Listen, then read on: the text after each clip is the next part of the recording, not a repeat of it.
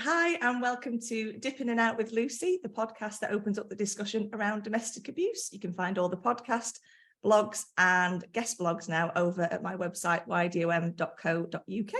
This morning, I'm very fortunate to sit down with Carrie Bower, Age UK, and Carrie's going to tell us a bit about what she does, and then we're just going to have a bit of a chat. Hi Lucy, Hi. Thanks for having me. So yeah, I'm Carrie. I'm in my day job. I work at Age UK as a safeguarding manager, and I also lead our domestic abuse work. So that's anything around raising awareness for older people, but also supporting our colleagues. So we have a workplace domestic abuse policy, and I deliver that and lead on all of that work. So that's kind of me by day, but I've got loads of other identities, as we all have. So by night, or outside of work, I am a trustee at a local charity, a local Age UK. I also help at a local Brownies, which is lovely, and that's my Tuesday night fun. So tonight we're eating ice cream and playing in the park, so I'm really looking forward to that. And I am also a VictimFocus trauma-informed trainer as well, do that freelance. And finally, I have just started a blog, and that blog is very much focused on older women and raising the visibility of older women who are either subjected to or affected by domestic abuse, child abuse, traumatised by kind of the pathologization of trauma and mental health diagnoses. So I kind of pull lots of different fictional stories together to really raise the visibility of older women. And I'm starting to explore a little bit more around midlife as well, and perimenopause and menopause. So it started quite small and it's growing. So that's me. I'm also a really proud 46-year-old northerner. Working class background. I'm very proud of that. I was raised by a single mum, and I think that very much is very much my identity, and that's the place I come from, these stories. Yeah, and that's so important, isn't it, as well? Because when you just said that, I'm going, yay, because I'm 45 and a born and bred northerner, working class background. You're like, yay. And I think that in itself is a massive part of why we do what we do. Do you know what I mean, in terms of raising that awareness? Because I think sometimes you think when you're from a certain background that you can't have that voice or be able to, and things have changed so much in some ways in a good way, where we can do things like this and have a conversation even if we are wearing the same colour. We're like two twins, aren't we? Like we haven't planned it, just want to get that in there. It wasn't planned. But yeah, that's hugely important. And I think, you know, the number of hats you wear is just, you know, fair play to you, because I think I do enough with this, and this takes up so much time, and the website and everything else, but it is so important. And, you know, that word that keeps coming back to me in the last couple of weeks, visibility. And that's so important because, you know, there are so many people who, especially older people, who aren't seen, who aren't heard, who don't even necessarily feel like what they're experiencing is abuse, or what they have experienced over the years is, because for them, it could be, you know, I always wonder that, is it, you know, because people do assume it's a generational thing. Well, in that day, you know, it was this role and that role, and that's how somebody behaved towards somebody else. And that kind of drives me mad, you know, to a certain extent, that we're still not educated enough to know that generational, it shouldn't be the reason why we make excuses for things. Yeah, so that's a hard one. It is, it's really complex, and older people are not a homogenous group defined just by their age, are they? You know, if we're fortunate, we all get to age, and that means that every older adult is an individual with loads of intersecting identities and complexities. And if you think about like our relationships as we age, our relationships often become more dynamic, more complex. The maze around us is interweaved and really complicated. And so, you know, we shouldn't sort of just focus on older adults. Actually, older adults represent every single one of us. And I come at this very much, as I've said already, you know, working class background, northerner, I'm heterosexual, I'm white, and I'm a woman. there are lots of other identities that I'm not going to represent. And today I really do want to focus on older women and male violence against older women, specifically because World Elder Abuse Day is coming up on the 15th. Yeah. The theme for that is gender-based violence against older people. So that's really positive. So I will be very focused on that group when talking, but that's not to diminish the fact that we know older men, as they age, become more at risk of abuse. We have very, very little data out there for older adults. So it's really hard to know the scale of the problem and the complexities. And there are many, many hidden groups out there, whether they're older or represent other groups, that we don't know a lot about. So I really want to caveat that this, well, that's my focus. You know, I'm not ignoring other groups at all.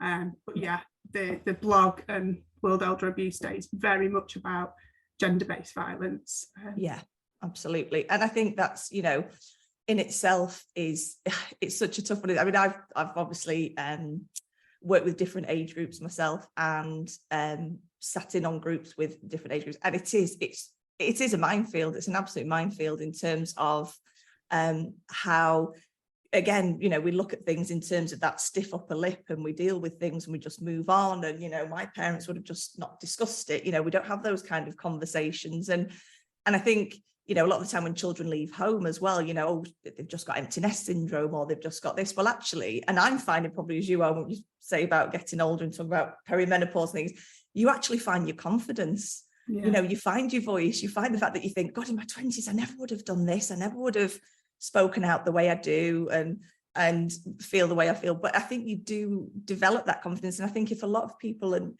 a lot of women are in a situation where they're feeling that within them, that they have this confidence, but they're not allowed to sort of express it. I can't imagine that. You know, I can't imagine that at this age now, thinking, but I feel better. I might be bigger than I was in my 20s, and I might be a bit grayer. Me too. But, you know, apart from that, I feel amazing, because you've learned so much, haven't you? You've learned so much over the years, and you take that with you. And it just, yeah, it's a very difficult one to try and explain to people. And this is why with the website, I've wanted it to be about inclusion, so that, you know, it isn't just for me about this group or that group, it is everybody. And this is what's brilliant about doing these sort of podcasts, is somebody can say, well, I want to focus on this, brilliant, and somebody else will say, I want to focus on that. And that's the beauty of it all, because hopefully it will appeal to everybody across the board. And like I say, you know, family and friends, one of the things I think I've said in each podcast that again drives me mad is when people say, why don't they just leave? You know, why don't you just leave? And Sam Fisher and I touched on this in the one I did with TDAS, and said, well, if you find it hard enough to leave a healthy relationship, just, you know, relationships fall apart, they don't work. There doesn't necessarily have to be domestic abuse involved there. But if there is domestic abuse involved, can you imagine how much harder that would be then to leave? So when people say, well, in this day and age, surely you can leave, there's enough support out there, there's enough. What if you don't even know what you're experiencing is abuse? Because it's so normalized after 30, 40, 50 years. Yeah, that's just the way it's always been, you know. And I think that's a hard one, is to get that message out there, isn't it? Yeah, absolutely. And looking at that kind of that theory of a healthy relationship, so a really healthy relationship, let's look at a 75-year-old woman in a long-term marriage, just for instance. And this is, you know, this is forgetting the fact that we know adult children can be our perpetrators, adult grandchildren can be perpetrators. So, you know, and there's a huge amount of shame and complexities around that. And their relationships, often that you can't escape, you can't leave, you can't end. But actually taking sort of a marriage, an older marriage that's maybe, I don't know, 50 years, so 5 decades of marriage, a 75-year-old woman in a healthy relationship, ending that relationship will be really, really complex. There's lots of extended family to consider, grandchildren, children, your networks, finances. Often older women might be dependent on their husband's pension contributions. There's loads of factors, you know, the practicalities of that. Then start to think about that older woman who has been controlled her entire life. Possibly it might have been one of few relationships she's ever had, possibly the only one. Decades and decades of erosion of confidence, of self-belief, of knowing who she really is. possibly, you know, living through perimenopause and menopause, but not speaking about it because we've talked about the change. Nobody talked about it. Lots of self-blame, lots of systematic victim blaming, and lots of reasons why she wouldn't have been able to have spoken out. So, for instance, if husband was controlling her, was either violent or sexually abusive, but actually it could have been controlling her, it could have been very insidious. She may well have really struggled to, one, recognise, but think about the law. So the law during that time, you know, marital rape only became a crime in the 1990s. Coercive control only became a criminal offence in the early 2000s. We've only just got the Domestic Abuse Act. So everything was against this woman. Everything was stopping her speaking out, recognising what was happening, finding support, because actually what support was out there. But then think about her husband who has been able to thrive. The life course, the systems that are built really enable perpetrators, particularly male perpetrators, to thrive in this society. And so you've got a woman who's shrinking and fading away, and a man who's thriving and supported, often celebrated, often charming, probably successful in their career. Lots of sweeping generalisations here. I know, this is an example. How on earth in 2003 could a 75-year-old have the courage, the confidence, the visibility, the ability to recognise that actually I need some support? And then when she does reach out, if she feels able to, if there's somebody she trusts, what are the chances of that door being closed, of that experience being minimised, of her being ignored? What services are out there? A handful. There are a handful of specialist services for older people. England and Wales. Those that are there are brilliant, by the way, I must say that, but there are a handful. So, you know, it's like, I see it as a maze. And if you think about that maze grows and grows and grows as we get older and gets more complicated to escape. Yeah. Oh my God, it is so true. And I think, like you say, minimalising, you know, and a lot of the time, because the shame factor is there, the victim themselves minimalise it, you know, don't they? Like society does, but also the victim does it. Well, it's not that bad, because I know I've heard people say that it's not that bad because he never actually hit me. Yeah. But that's, you know, that's one of the classic kind of, well, it isn't just the physical abuse. When I started the website, I contacted a lot of people within my kind of friendship and family group, and I just sent a message out saying, what would you think? What words come to your mind when you think of domestic abuse? And the majority, the first word was violence. You know, that's the first thing to think of. And I'm not saying for 1 second there isn't, because there is, and we know that there's a lot of violence. It's the things that then I feel as well that are minimalised in terms of, well, you know, just because he told you what to wear, is that the end of the world? Is it really bad that he decides what tea bags you buy? Or is it, you know, but it is those things. And that's where I think the education comes in, is those are the insidious little things that build up over 5 years, 10 years, 20 years, you know. And if you're the type of person that says, oh, just let him have it, I don't want to argue, I don't want to, you know, I want to keep the peace, I don't want to rock the boat, etc., I'm going to walk around on eggshells, then, you know, I've invested a lot, we've got children, you know, I've invested a lot of my life in this, I don't necessarily want to just walk away that easily. That's where it becomes really difficult, I think, as well. So, you know, when it does get minimalised, I think that's something that really shines with me, where I think, you know, it is never that simple, never. I don't think there's one situation. And so many people will almost mock and say, oh, it's a traditional marriage. Oh, what an achievement, you've been married 60 years. Well, actually, for 60 years that woman might have had bedtime. That woman might, like you say, had all her clothes chosen for her, her routines, her rituals, all embedded, ingrained, because she knows, and she's become an expert because there hasn't been support available. There hasn't been the recognition, and whether she's conscious of it or not, she's become an expert at keeping herself safe, and that's usually modifying her behaviour to enable him to exert power and control over her. And for many, that's a lifetime of utter misery. Yeah, absolutely. And you know, I think as you do get to this age now, sort of your mid-40s, you do start to think, oh God, 70 doesn't sound that far away. You know, like when you're young, you think, oh, it's miles away. But you start to get to think, you know, I find myself thinking it, God, what do I want to do with the rest of my life? How, you know, none of us know how long we've got, but, you know, you want to enjoy it to the best of your ability. You want the rest of your life to be the best of your life, as they say. Yeah. And that's when I think it feels so unfair and so unjust that there are so many people that don't feel that they have that right. And that's something that one of the reasons I call the website You Don't Own Me is because nobody has the right to own anybody else. And it's such an easy thing to say and so much harder to sort of keep trying to get that message across. But I think by doing things like this, we are getting that message across to say, no, nobody owns you. Nobody, it doesn't matter what they've done for you. It doesn't matter what they've paid the mortgage. It doesn't matter that they bought you a car. None of that matters. Your self-worth is so much more important than anything. And nobody owns anybody. But it is a tough one to sort of get your head round, and the blogs as well are fantastic, and they are on my website. Oh yes, thank you. Yeah, they're under guest blogs and on the resources page, just saying.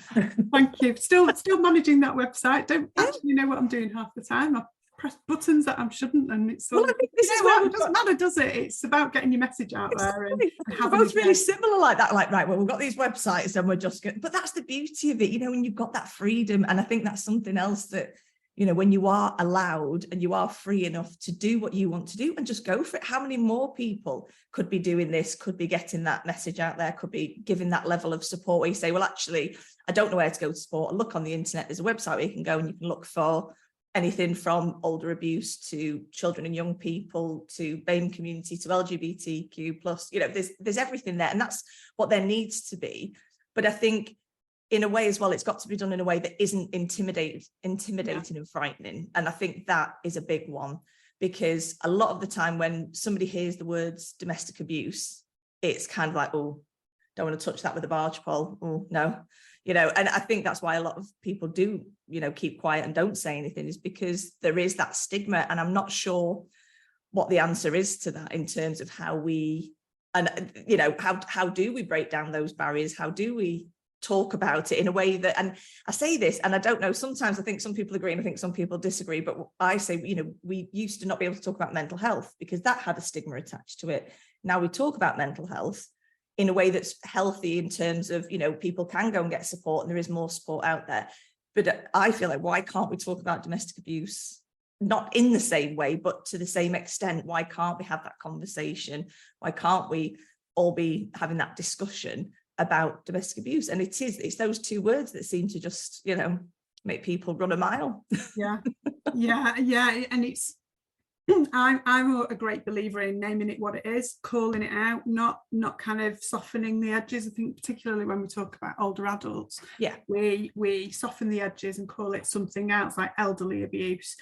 But actually, I can also see another perspective in that actually by calling it domestic abuse, sometimes that's too much for people, especially if we don't recognise in it. And we need to kind of think about that language, and there is no easy answer. I've not got the answers. I think it's important that professionals call it what it is, because actually it's really important that we name it, record it, collect the data, because we're not doing that. We're terrible at it. So we almost, if you're a data person, and I'm not particularly, I've had to become one, you look at the data and you would think age is a protective factor. It's not. We've just not been collecting the data. So up until 2018, the crime survey for England and Wales, the Office for National Statistics, which I can't get my words out, they weren't even collecting data on domestic abuse, sexual violence and rape and other crimes for anybody over the age of 59. Because they don't think it happens to people over 59. Well, I'm not going to comment on why that was, but that group, you know, decades and decades of generations were completely invisible in that data. It then moved up to 74, so it still had a cap. And we've only just we did a campaign called No Age Limit at Age UK, the hidden face of domestic abuse. And we won that campaign. There were other organisations campaigning to have that upper age limit completely removed from the data collection. So we've won that. That's brilliant. That means now we are, you know, data is being collected. Which is brilliant. but that's only a year. We've only got a year's worth of data. There's an estimated 400,000 older people in that recording year were affected by domestic abuse. That's going to be a tiny proportion of the reality, because as we said, people don't even recognise, they're certainly not going to report it. No. So back to what we were talking about. I've gone off on a tangent here, but if we believe as society, if you look at it through a certain lens, you can start to think that age is a protective factor. Yes. And it's not, we're just not seeing it. Yeah. And so as professionals, we need to kind of have that concern, curiosity, see things through that lens and name it, call it what it is. Don't call it physical abuse, don't call it emotional abuse. Call it, if the perpetrator is personally connected to you, if it's your son, your daughter, your adult family member, a partner, it's domestic abuse. Now, how we then use that language with people might need to be altered. Yes. Because that can be a massive barrier. Absolutely. Do you know what? It's a huge part of it. And I was thinking, because I know a while ago, the word recover kept coming up, you know, in terms of recovering from domestic abuse. And that's one that really kind of, with me, I'm sort of always, you know, trying to think, well, so many people that I have spoken to said, but I don't feel it isn't about recovery. It is about trying to move forward. And if I've written any kind of blogs that are ones from my perspective, it is about that moving forward, because you will have days where, and no matter, you know, obviously you're older, you're younger, you will have days where you feel, okay, today I can face this, I can do this, whatever the situation is you're in around domestic abuse, and then something will happen and you'll be sucked right back to the beginning, and then you feel like you've got to start all over again. And that, you know, to me, you've not got a cold, you've not got, you know, you've not got the flu, you've not got a sickness bug. You could recover from things like that, but you don't necessarily, I think, recover. You move forward and you learn how to be more informed, be more knowledgeable about what you've actually had to go through, you know, accept the experience and say, okay, well, I can't change what has happened in the past, but I can now take control of what I have of my life left, and I'm going to make sure that I do. And whatever that is, whether it's, you know, if you can leave, obviously, which we know isn't that straightforward, or do whatever you can do in terms of getting that help and support, because, you know, you're right, it is how we can get past that whole using the words domestic abuse when it comes to, like you say, the public in general. It's tough because it has now got that stigma attached to it from a very long kind of period of time, hasn't it? It has, massive. And I think, I believe, and I could be wrong, I can't speak for everybody, but validation is key. Oh God, yes. And that doesn't have to come from somebody else. It doesn't have to come from formal services. It can, and specialist services are great at supporting people and have the knowledge. But for some people, they will be so expert in their own situation. And actually staying might be safer for them. It might not be actually the safest option. Sometimes it is. We shouldn't assume that older people don't want to escape, but equally there has to be a slightly different approach. And I think for many older adults, that validation, whether that's reading a blog and seeing it, reading a book and somebody's story that they resonate with, being seen, being heard, being validated, massive in terms of empowerment, isn't it? You've hit the nail on the head, 100%. And I think if anything, in terms of any feedback I've had, has been about, I feel validated, I feel heard. And that's exactly what every single person who's been impacted by domestic abuse should feel, because a lot of the time, I think, you know, we try and sort of get through life and think, you know, I'll be all right. But actually, that's, again, owning it, own it, own the fact that this has happened and say, yes, I do feel validated, I do feel heard and seen, but there is such a large proportion, like you say, of society that don't feel seen and heard, therefore don't feel supported, you know, and where do you go? And obviously Age UK is massive. So in that respect, in terms of where you can go and get, because years ago, you wouldn't have thought, you know, for me, you'd think Age UK, right, okay, I wouldn't have necessarily associated the two in terms of domestic abuse and support, which is fantastic. Well, now that they're... No, I mean, we're not a specialist organisation. So I am, you know, the lead on this. It's my passion. I brought this to Age UK. with the help of my colleagues. We're not a specialist organisation. What we can do is signpost to those specialist organisations. And on our website, we've got a domestic abuse page that tells some stories. They're fictional stories, and they hopefully represent a broader range than I'm talking about. So there are representation of older men in there, of adult child to parent abuse, because that's really important. You know, the pool of perpetrators grows as we age. The potential people that can harm us grows with age. But I think, so yes, you can come to us, but we will be signposting. We do have a bit of a collaboration with an organisation called Hourglass, where we can refer directly, but also local domestic abuse services. There are, as I said before, a handful of them, which is really sad. There are great domestic abuse services out there doing great work with older people, and people of all ages, and they don't have specialist projects. So it varies, but it's very, very variable. It's a postcode lottery what support is out there, and there is a huge amount of work to do in terms of recognition amongst older people themselves, but also professionals who come into contact with older people, because invariably you're talking about mainly health services are your key area, and there is a lot of work to do in that area. But I think it's also really important to, and this is it's an uncomfortable topic, because my role is here, I'm here to support all older people, but we mustn't forget that whilst we have victims and survivors who are ageing, we also have perpetrators who are ageing. We've talked about perpetrators thriving in the current systems, the society. We enable perpetrators to thrive. Therefore, they are going to age. They're also likely to get better at hiding and abusing and harming people. More skilled. And sometimes abuse can escalate, but actually sometimes what can happen is the perpetrator can exert power and control in such an insidious way, with a look, with a routine, with a ritual, because they've honed their craft. They've become over a long time experts at doing it. And we can't shy away from that.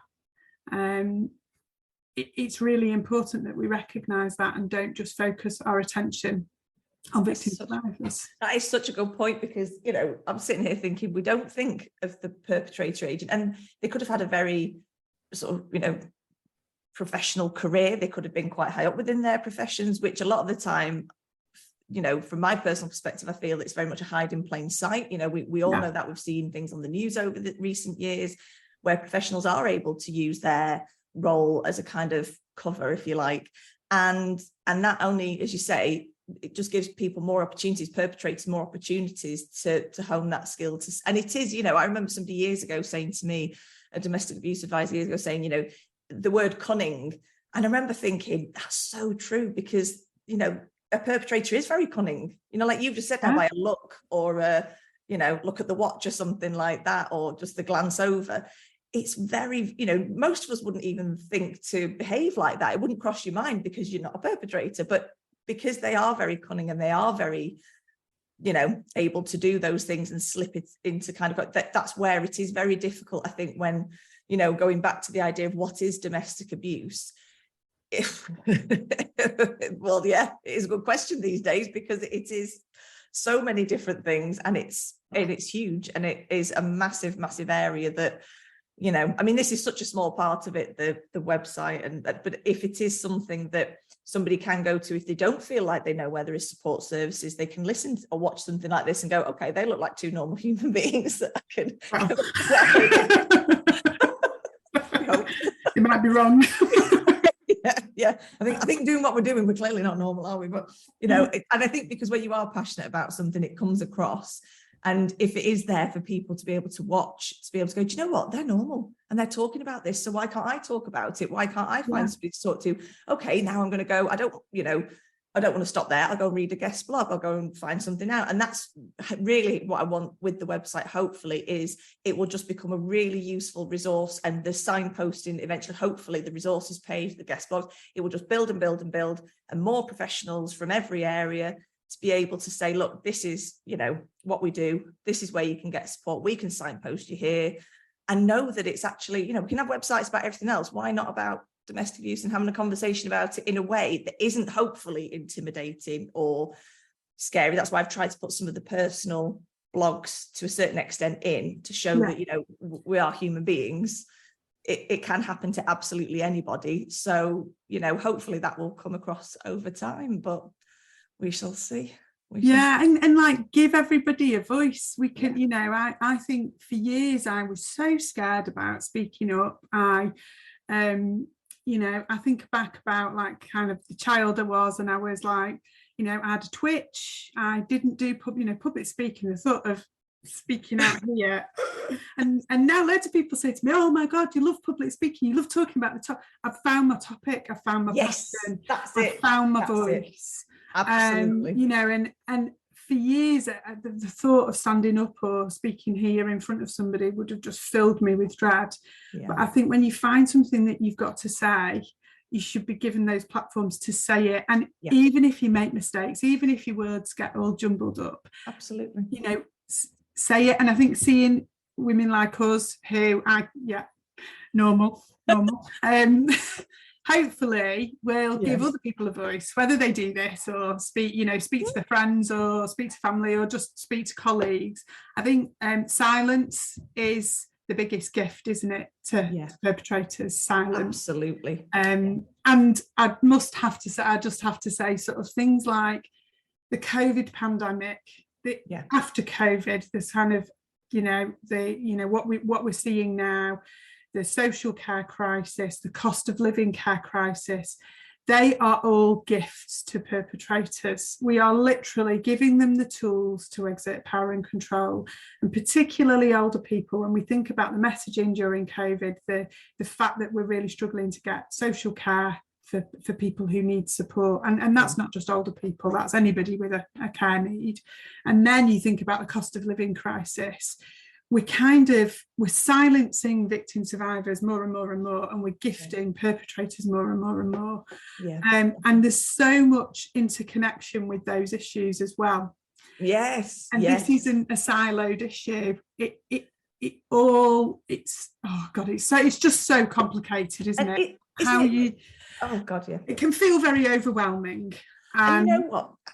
Sorry, go on. No, I was just going to say it feels overwhelming, and actually people created this problem. So people can resolve it. It just, what I was thinking when you were saying about COVID, you know, it shouldn't take a pandemic to make things become, you know, apparent to the world that these things go on, that people are actually being told stay at home. Well, actually, you know, but you could leave. Was it you could just letting the dog out, sorry. Nothing wrong with that.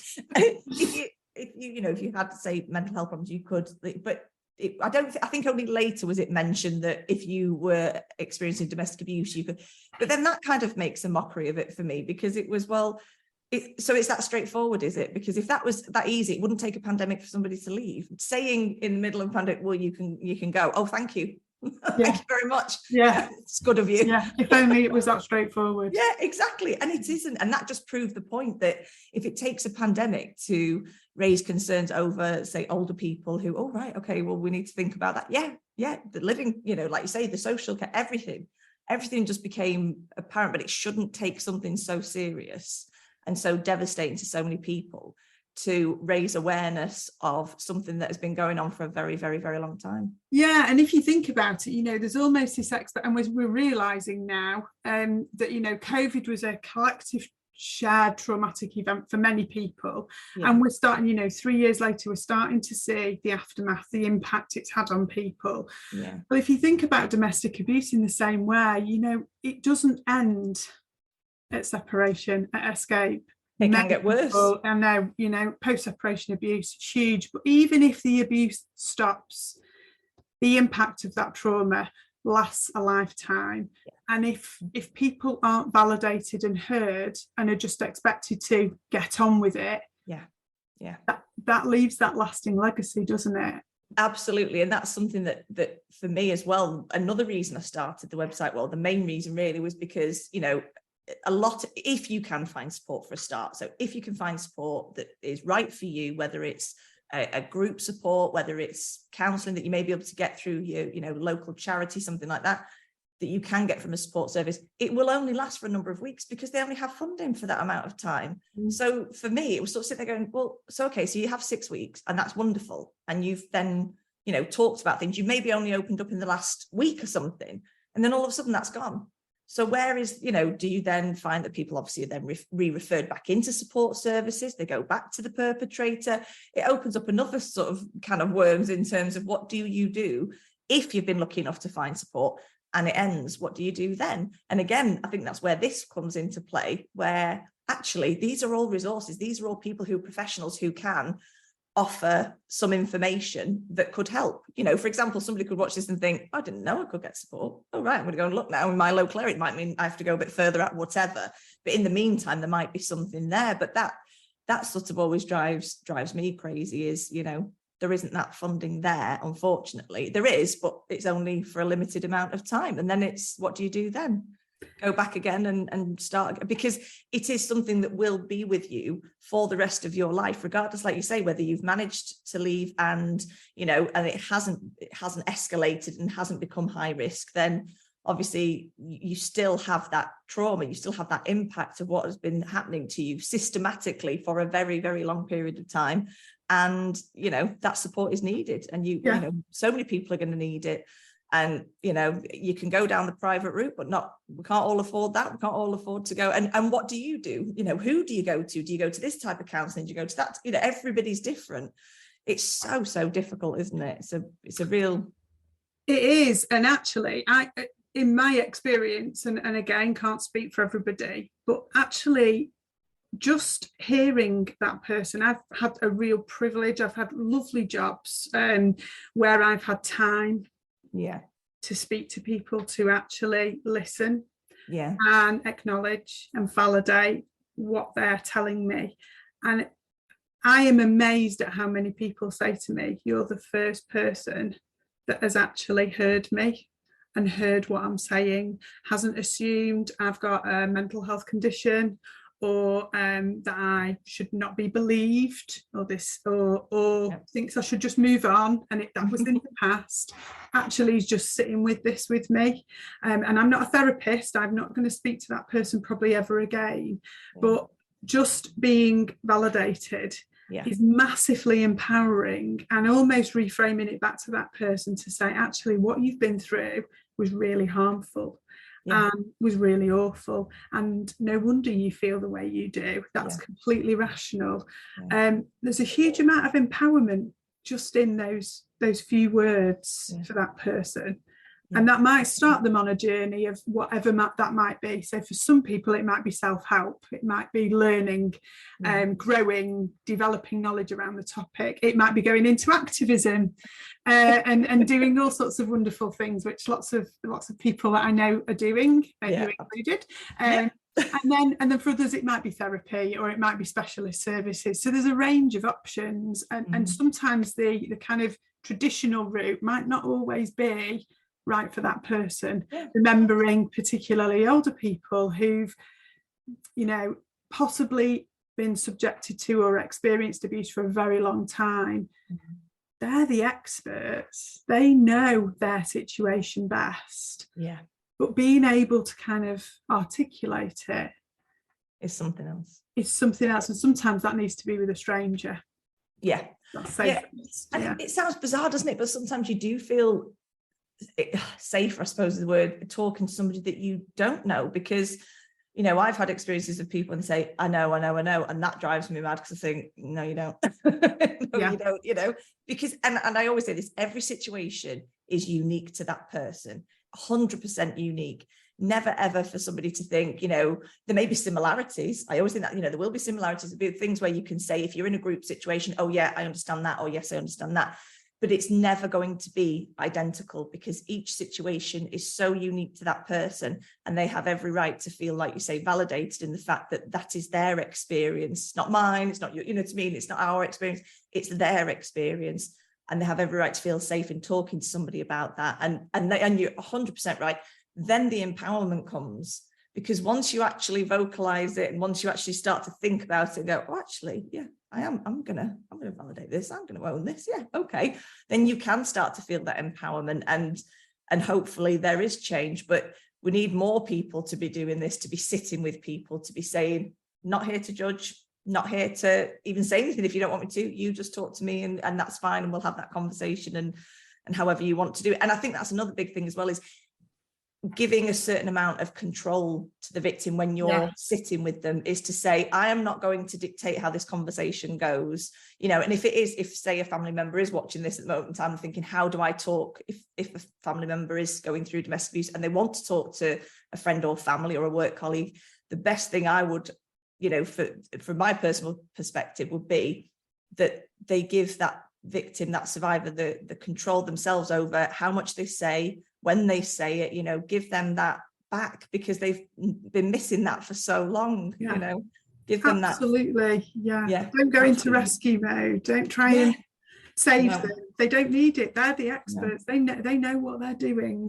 They need to feel like they're in control of that conversation, and they need to feel like that, you know. And it's the littlest things, isn't it, like that make all the difference for somebody, you know. Okay, so where do you want to meet to go to have this conversation? Where do you know, if it's something like that, if it's a family friend or work colleague, something, do you want to go and sit in the, you know, the coffee room and have the conversation? Do you want to go for a walk around the block? You're giving, it's all those tiny little things that is giving them those little bits of their life back, that, okay, so I can decide if I go for a walk with this person, have that conversation. And you're also building that trust element. And that's safety. This control isn't going to be taken away from me. No, absolutely. And I think, you know, another big one of the blogs I did ages ago now was about trust. And one of the things I always find, and especially I think if it's an older person, you know, older woman, as you say, you probably feel like your trust has been completely broken because you've put so much faith and trust into that person. But the only way I could feel that writing this particular blog was about support, in terms of actually your trust hasn't been broken, because that person that you put all that faith and trust in never existed. No, they're playing a part, they're cunning, it's a role. Your trust is still 100% intact for you to do with it what you want. It is not theirs. They haven't broken it. They have been playing a part. And once you can sort of get your head around that, and I was very fortunate recently, and Edith said, oh, I'm going to use that with one of, you know, somebody, and I thought, brilliant, because that's exactly what it's about. It isn't that you've lost your trust. It hasn't gone. It is just the fact that, you know, they've made you feel that way, but they weren't being honest with you in the first place. They've never been honest with you. So your trust is still there. So we've got a long way to go, but we're going to get there, aren't we? Of course we are. Yeah, we've got to start somewhere, haven't we? Yeah, there's lots of great people out there doing amazing things. And I think the fact that we're all, you know, starting to connect is great as well, because that really helps with motivation and driving you forward. But also it brings lots of diversity, lots of different perspectives. It's great seeing somebody like you, speaks like you, that you resonate with, but it's also really important that we hear other people's stories and perspectives. Definitely. And that's where your blog's brilliant, because it is so many different perspectives. It isn't just, you know, one person. There's a variety in there, which is amazing. I meant to ask as well before, because I think my computer froze great for a second when you were saying when Elder Abuse Week was, just so that we've got yes, so it's a day, it's Thursday the 15th of June, and it's a global event, so it's World Elder Abuse Day. The term elder I really struggle with. I think some people regard the term elder in a respectful way. For some it doesn't sit comfortably. It doesn't sit comfortably for me. I can't quite articulate why. I could go on about that all day. I won't. But actually, let's take it, because I think over the years I've struggled with it and sometimes not marked it and sometimes have. This year I think let's embrace it. We're talking about a global issue, and if it means shining a light on an issue, the way it's been articulated a little bit, some of the articles around it I find a little bit patronising older people, and very much puts them in a homogenous group. And I think that's really important that we challenge that, but actually let's shine this light. We've got an opportunity, so let's go with it. Like I say, the opportunity's there. Use it for what it is. And I know that people I know who are older, who are sort of in their 70s or whatever, you know, I can imagine them sort of thinking, being called elder, you know, because 70 is the new 60, you know, we're all, what's we're all, old? yeah, Yeah, what does it, yeah. You know, years ago, we would have been probably considered over the hill going, why have you got long hair? Why have you got it dark at 45? Yeah. You should have it back, you know, going grey and everything else. No, absolutely. My grandma wore a hairnet and a pinny and big knickers from the age of about, I think, about 39. I still, my grandma had what we would call those Marcel wave in the hair sort of thing, the very 1940s wave in the hair. And that's fantastic. And, you know, okay, if that suited her, but no, I would like to say I'm going to grow old disgracefully, but hopefully not too disgracefully. in a dignified way, just you know, not too, no, I'm definitely better than I was. Doing what I'm doing. Oh, well, thank you so much. I've been looking forward to this so much. Been so excited. Thank you for having me. Yeah, no, you are very welcome. And I will just end it now. And yes, thank you very much. And until next time on Dipping It Out with Lucy.